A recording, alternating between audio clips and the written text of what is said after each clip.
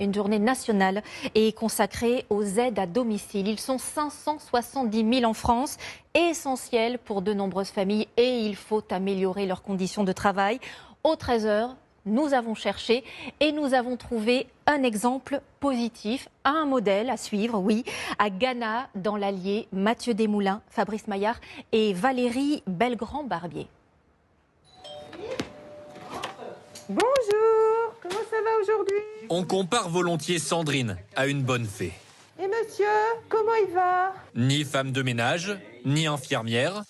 À chaque visite, cette aide à domicile est aux petits soins pour ce couple. Ça fait du bien en tout cas. Voilà, lui apporter du confort, c'est déjà pas mal. Hein. En fin de compte, ce qu'on fait, nous, c'est aider les gens à accomplir les actes qu'ils ne peuvent plus faire en toute autonomie. Voilà. À 55 ans, cette ancienne conseillère en assurance s'est reconvertie il y a peu dans l'aide à domicile, sans aucun regret.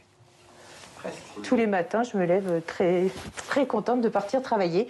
Et puis j'aime les gens, donc forcément, ça me plaît. Et encore plus avec ces nouvelles conditions de travail. À Ghana, les aides à domicile disposent désormais d'une demi-journée de repos par semaine.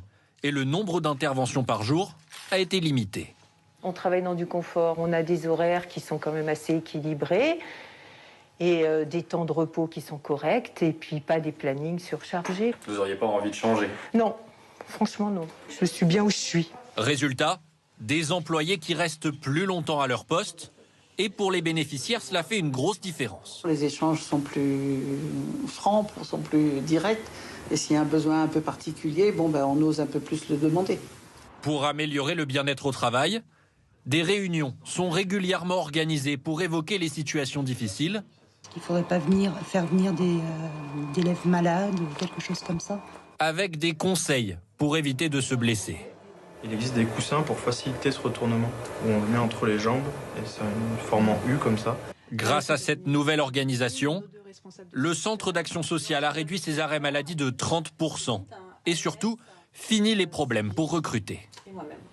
Quand on trouvait quelqu'un, on avait du mal à le garder. Donc on était de toute façon dans cette situation, raison pour laquelle on a changé aujourd'hui l'organisation.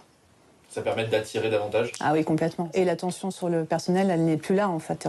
Une exception, alors qu'à l'échelle du pays, on estime qu'il faudra embaucher plus de 300 000 aides à domicile d'ici 2030.